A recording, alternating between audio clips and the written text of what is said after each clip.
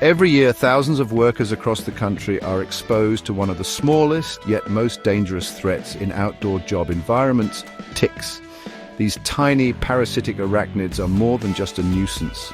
They can carry and transmit serious diseases, cause infections, and lead to long-term health issues if not addressed quickly and correctly.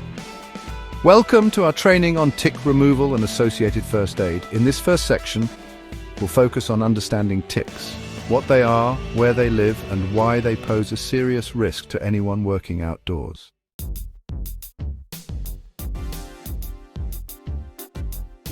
Ticks are small spider-like creatures that feed on the blood of mammals, birds, and sometimes reptiles. They're part of the arachnid family, meaning they're more closely related to spiders and scorpions than to insects. Adult ticks have 8 legs, a small body, and a specialized mouth part designed for piercing skin and feeding. What makes ticks particularly concerning is that they can remain attached and feeding for several days without being noticed. Some are as small as a poppy seed when they first latch on. There are many types of ticks, but the most common in North America include deer ticks, also called black-legged ticks, lone star ticks, and American dog ticks. Each type lives in different regions, but they all share one trait. They're drawn to areas with high grass, brush, or leaf litter, and they're especially common in rural, wooded, or overgrown environments.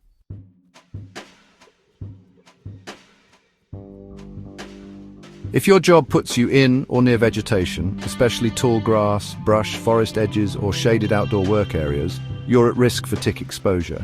This includes construction workers on undeveloped land, utility and maintenance crews, landscapers and groundskeepers, environmental surveyors, agricultural and farm workers, and field-based emergency response teams. Even if you're not deep in the woods, working near tree lines, along fences, or beside overgrown lots can put you in contact with ticks.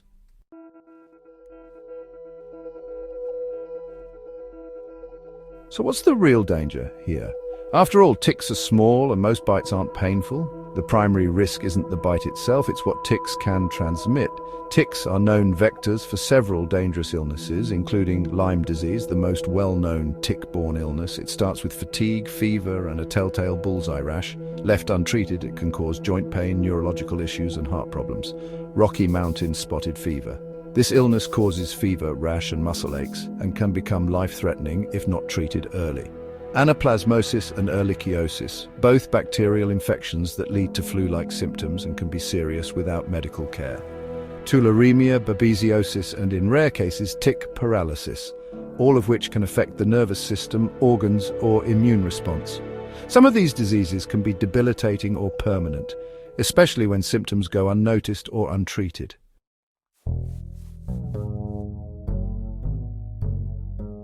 Ticks don't jump or fly. Instead, they wait on tall grass, bushes, or the edge of leaf piles, holding their front legs out in a position called questing. When a person or animal brushes past, the tick grabs on and climbs upward. They often seek out warm, moist, or protected areas of the body, like behind the knees, under the arms, around the waist, between the legs, near the hairline, or at the sock line. Once attached, a tick inserts its mouthparts into the skin and begins feeding. It can remain in place for 3 to 10 days, depending on the species and whether it's disturbed. During that time, it may transmit harmful bacteria, viruses, or parasites directly into your bloodstream.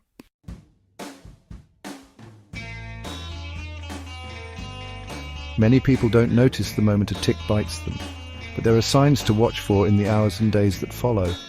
Be alert for unusual fatigue or fever within a week of outdoor work, redness or irritation at the site of a bite, a round or target-shaped rash, swollen lymph nodes, muscle aches, chills, or headaches. These symptoms may not always appear right away, and sometimes they're mistaken for a cold or flu. That's why it's critical to do a full body check at the end of each workday spent outdoors and report anything unusual right away.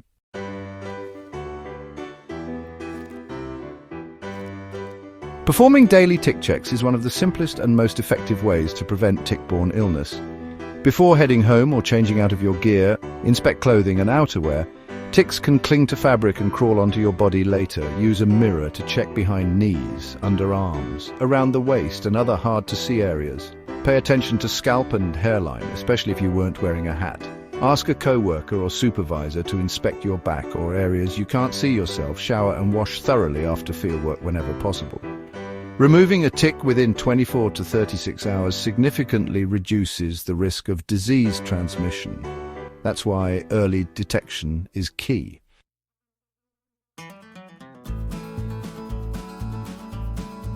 Ticks may be small, but their impact on workplace health and safety can be massive. Understanding where they live, how they attach, and what they can transmit is the first line of defense. In the next section, we'll talk about what to do when you find a tick on your body, including how to remove it safely and what immediate first aid steps to take. We'll also cover common mistakes to avoid and the importance of proper technique to prevent infection. Remember, awareness isn't just personal, it's part of a larger safety culture. By checking yourself, warning others, and staying alert, you're protecting your whole team from a silent but serious threat. Now let's move into Section 2, Safe and Proper Tick Removal Procedures. So you've found a tick attached to your skin. Maybe it's crawling on your arm, or maybe you've spotted it embedded near your ankle after a long day in the field. It's easy to panic, especially if you've heard the stories. Lyme disease, infections, flu-like symptoms, but the truth is removing a tick properly and promptly can make all the difference. This section is all about what to do the moment you discover a tick, how to remove it safely, what to avoid, and how to take care of the site afterward. Because the wrong move at the wrong time could increase your risk of infection.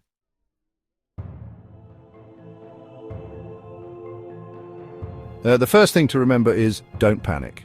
Not all ticks carry disease, and finding one doesn't mean you're infected, but once a tick is attached, the clock is ticking, literally.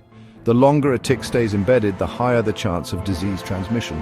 Ideally, you want to remove the tick within 24 to 36 hours of attachment. That gives you a solid window to take action, and when done correctly, your risk of complications remains low. But how you remove a tick matters just as much as when.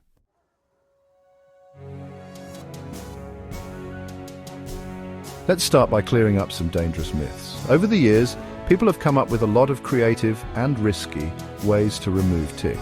Here are some of the most common mistakes you should absolutely avoid. Do not burn the tick. Using a lit match or lighter only irritates the tick and increases the chance it'll vomit into your bloodstream. Yes, really, which raises your risk of infection.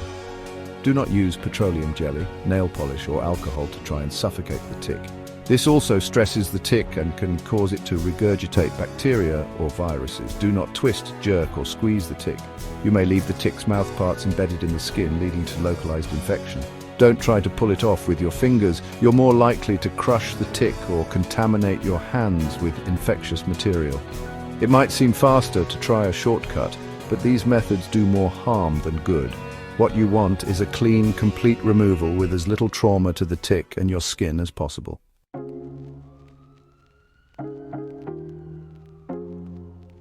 Here's how to do it the right way, using tools you should have in a field safety or first aid kit.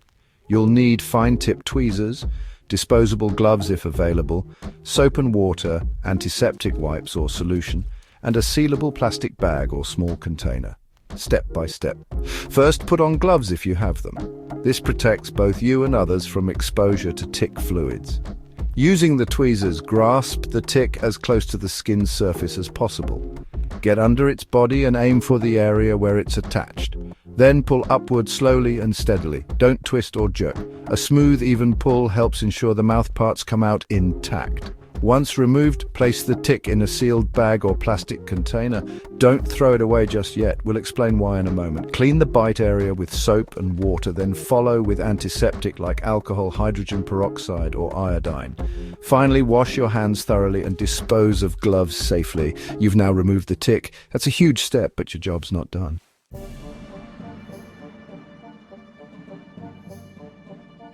Next comes observation and documentation. Ticks don't always cause symptoms right away. In fact, many tick-borne illnesses take days or even weeks to show up. That's why good aftercare is so important. Here's what to do. Save the tick in its container. Label it with the date and location of the bite. If symptoms develop later, doctors may be able to test the tick to determine if it carried disease. Monitor the bite site daily for redness, swelling, or a rash. Watch for systemic symptoms like fever, fatigue, body aches, chills, or headache. If you see a bullseye-shaped rash or a rash that's spreading, Seek medical attention immediately. If the bite site becomes hot, swollen, or weeping, it could be infected. In general, if you feel off or unwell in the days following a tick bite, don't ignore it. Even mild symptoms are worth mentioning to a healthcare provider, especially if you've worked in a tick-prone area.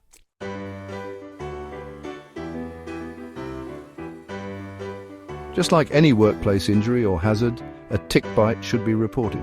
Even if you feel fine, documentation protects you later if symptoms arise.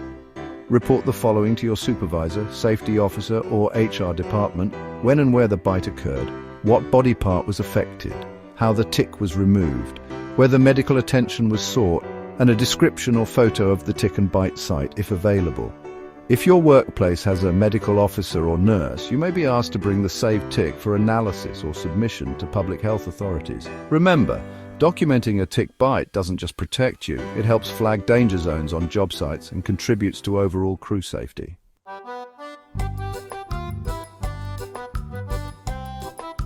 Proper tick removal is simple but specific. Done right, it greatly reduces the chance of disease. Done wrong, it increases risk and complicates treatment. The key takeaways: don't burn, smother, or twist the tick. Use fine-tipped tweezers and a slow upward motion. Clean the site, save the tick, and monitor your health. Report the incident to your workplace immediately. In our next section, we'll go one step further. What do you do in the hours and days after a bite? What symptoms should send you to the doctor? And how do you handle workplace follow-up, safety reporting, and ongoing prevention? Stay alert, stay informed, and we'll see you in Section 3, First Aid, Aftercare, and Reporting.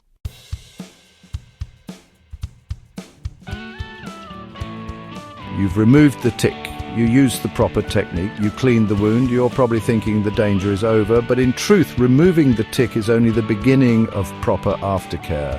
In this final section of our training, we'll walk through 3 essential steps that come after removal: first aid for the bite site, medical follow-up and monitoring for symptoms, and proper workplace reporting and hazard prevention. We'll also wrap up everything we've learned in this course and give you the tools to protect yourself, your co-workers, and your job site going forward.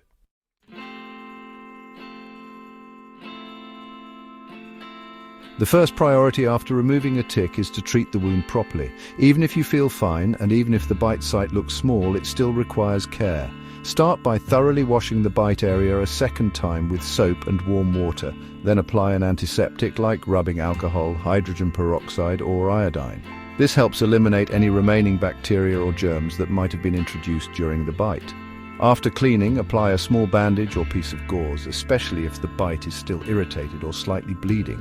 It's important to use clean materials and change the bandage daily, or more often if the site stays moist or becomes dirty during work. Over the next 24 to 72 hours, monitor the bite site closely.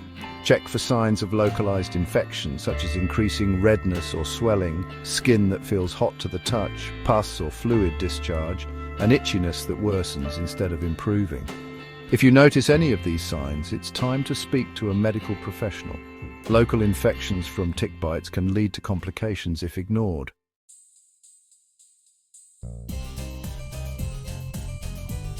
And don't forget, every well-equipped first aid kit on your job site should contain the basics for tick aftercare antiseptic wipes or solution bandages and gauze gloves, topical antibiotic ointment tweezers, and a tick removal and reporting guide. Keeping these supplies close at hand helps your team respond to bites quickly and correctly before a small issue turns into a serious one.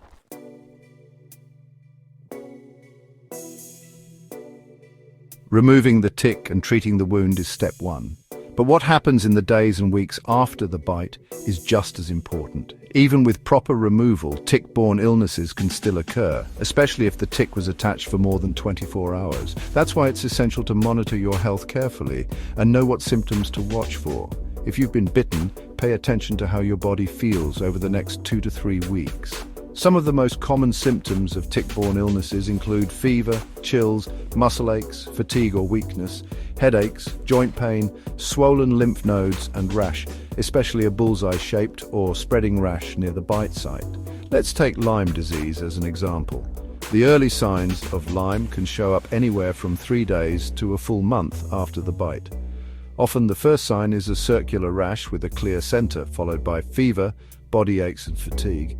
Rocky Mountain spotted fever, on the other hand, may begin with fever, nausea, and a spotted rash within the first week. But if not treated promptly, it can become fatal.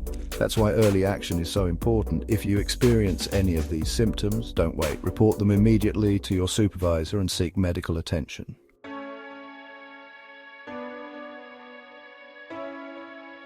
When speaking to a doctor, be prepared to explain the date and time of the tick bite, the location on your body, where you were working at the time, whether or not you saved the tick, and how long the tick may have been attached. Some medical providers may choose to start you on antibiotics right away, particularly if Lyme disease is suspected. In other cases, they may order blood tests such as ELISA or Western blot to check for antibodies. Remember, blood tests may take a few weeks to become positive after infection, so early clinical evaluation is key. That's why your personal symptom tracking matters. Keep a log. Jot down when you feel tired, if you get a fever, if anything seems off. This documentation is especially helpful if symptoms are vague or delayed and can make the difference in getting the right treatment quickly.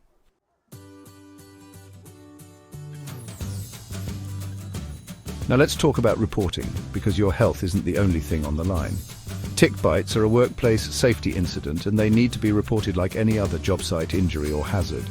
Start by informing your immediate supervisor or designated safety officer as soon as the tick is removed. If your workplace has an incident report form, fill it out with the following details: date and time of the bite, job site location, what PPE or clothing you were wearing, where the tick was found on your body, whether it was embedded and how it was removed, whether you saved the tick and how it was stored, any first aid or medical attention already taken, symptoms you've experienced so far, if any. If your company doesn't have a formal form, write down these details and submit them by email or in a written statement. Saving the tick is also highly recommended. Place it in a sealed plastic bag, label it with the date, and store it in a cool, dry place. If necessary, you can refrigerate it.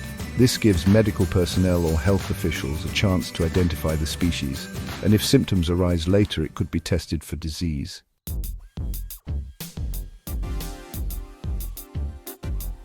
Employers may need to report certain bites to state agencies or log them under OSHA if they result in medical treatment or missed work. Proper documentation also helps track job site risks, flag high exposure zones, and shape future safety policy. From a legal and workers' comp standpoint, having your tick bite on record protects you. If symptoms develop 2 weeks later, that paperwork may be the proof needed for coverage, follow-up care, or reassignment to a safer site. Supervisors, safety leads, and HR departments should also use this report to review safety procedures, post warnings in high-risk areas, offer refresher training on PPE and field behavior, update or inspect the team's first aid kits, alert other crew members to perform their own tick checks. Tick bites don't just affect individuals. They're a team safety concern and everyone plays a role in responding properly.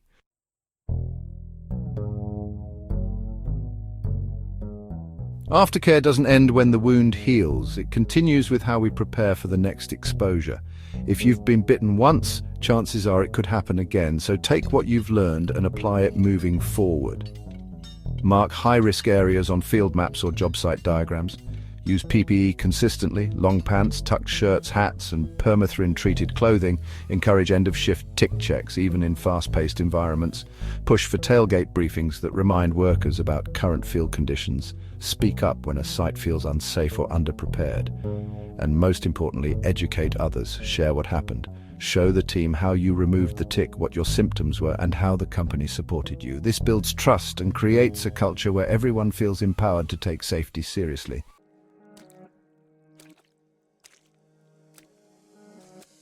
Let's finish with a quick recap of what we've learned in this training. In Section 1, we explored what ticks are, where they're found, and why they pose serious risks to outdoor workers. We talked about disease transmission, tick behavior, and how to spot early warning signs. In Section 2, we walked through safe removal procedures, what to do, what to avoid, and how to clean and care for the wound afterward. We emphasized that the right tools and technique can drastically reduce your risk of illness. And now, in Section 3, we've gone beyond the moment of removal. We've covered proper first aid, symptom tracking, when to seek medical help, how to file a report, and how to support your team with what you've learned. Remember these three core messages. 1. Act fast. The earlier you remove and treat a tick, the better your outcome. 2. Speak up. Report every bite, even if you feel fine. 3. Look out for others. Safety isn't just personal, it's team-wide. Ticks are small, but the consequences of ignoring them are not. By knowing what to look for, how to respond, and how to report, you're taking control of your safety and the safety of everyone around you. Thank you for taking this training seriously, and thank you for making workplace safety a priority.